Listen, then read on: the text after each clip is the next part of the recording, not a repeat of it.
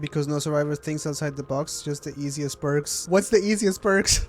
Double adrenaline. 5, 4, 3, 2, 1. Bong. Oh my gosh, I told you. I really want to know. What's the easiest perks? Are you joking? Okay, you have 2 adrenalines. Anyone who uses that perks pack, I have played this game for 2,000 hours and never used it.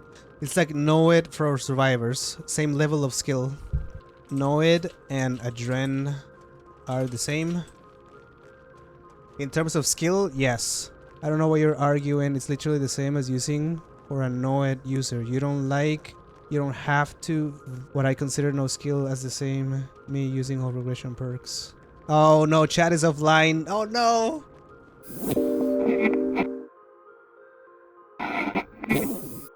Hey everyone, Robot here. In this video we'll discuss the perk Adrenaline in its current state. The Dead by Daylight developers have Adrenaline as a perk that they are going to tweak in 2024. But why? Is it really a problematic perk, or is this a routine change since it stayed the same pretty much since the game came out?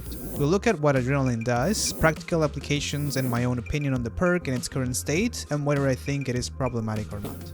One of the reasons I decided to make this video was that interaction I showed you earlier. I've been on the receiving end of 2 or 3 adrenalines popping when the last gen is repaired. Even a single adrenaline on the survivor I'm chasing can be painful. But is that really a problem? Before we get into it, let's see what adrenaline is and what it does. Adrenaline is one of the oldest perks in the game. It's a teachable perk that you obtain from Mick Thomas. In my opinion, it's one of the best perks in the game. Here's what it does. Once all the gens are repaired, adrenaline becomes active. It heals 1 health state and gives you a 50% speed boost, making you move at 6 meters per second for 5 seconds. To give you a point of reference, the killers move at 4.2 or 4.4 meters per second.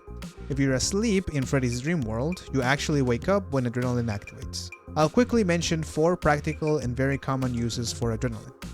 One I've mentioned before is unhooking when a killer is camping and there is 1 gen left. Say a teammate is on a hook and the killer is either proxy or face camping them and you or another teammate have adrenaline.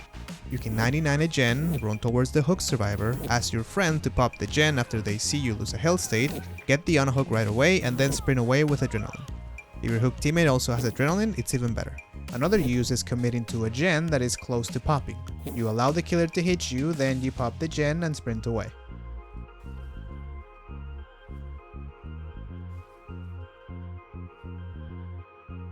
One use that works out best with a Swift is letting a teammate with adrenaline equipped take chase while the rest of the teammates 99% a gen.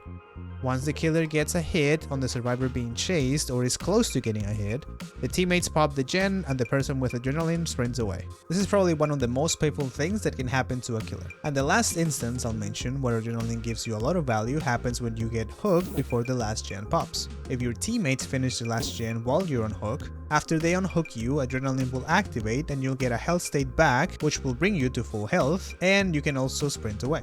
Now, are any of the uses I just mentioned problematic, as in too powerful that make the perk needing to be reworked? In my opinion, no. And here's why I think this. According to the latest data provided by Behavior, Adrenaline is the second most popular survivor perk. 23% of survivors equip it in their loadout. Now, also taking Behavior's latest data they shared with the community, the overall escape percentage, averaging solo, duo, trio, and 4-people squads, we get a 41% escape rate. At high MMR, that is 42.57%. Tying the adrenaline pick rate with the escape rate, about half of the people who escape actually have adrenaline equipped, or I should say, might have adrenaline equipped. Of course, these are somewhat loose numbers since there's so many different situations that happen in matches. The people who have adrenaline equipped won't necessarily get value out of it or directly contribute to the escape rate value. Many times survivors die before all the gens are repaired, and even if they make it to endgame, adrenaline might not even be a factor because survivors may not even be injured or in chase when the last gen is repaired. This means that if you don't get value out of Adrenaline, you've played the entire match with only 3 perks, and guess what? If you have another exhaustion perk equipped, you won't be able to use it until your exhausted status effect from Adrenaline runs out, because the speed boost you get when Adrenaline activates makes you exhausted. So it might actually work against you, because say the killer starts chasing you after all the gens are repaired, you're exhausted from Adrenaline and have another exhaustion perk like Balanced or Lithe or Dead Hard, well, you won't be able to use that other exhaustion perk because you're still exhausted from Adrenaline. Now, looking at it objectively, does Adrenaline really need a rework? In my opinion, no. Is the rework happening to spice things up? Probably. I don't see Adrenaline in its current state, like many other perks that have actually been reworked that have had very significant effects in the outcome of a game, like the old Ruin on Dying combo where you had to cleanse all 5 totems to finally get rid of Ruin.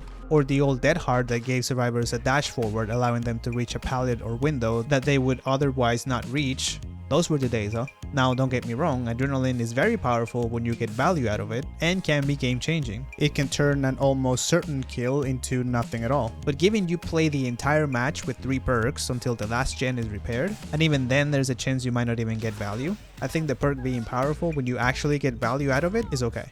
Now, speculating on the rework, I'd say the devs will still give survivors 1 health state back after all the gens are repaired, but they may take away the speed boost altogether or nerf it by cutting the duration to 2 or 3 seconds instead of the current 5. But honestly, they might even just rework the entire perk completely and have a completely different use for it. So, who really knows? But in my opinion, I think Adrenaline is going to be reworked or tweaked for the same reason the devs tweaked Grim Embrace and Buckle Up. Having a 23% pick rate being the second most popular perk in the game, I'd say the devs wanna spice things up and shake up the meta. But of course, this is just my opinion. What are your thoughts?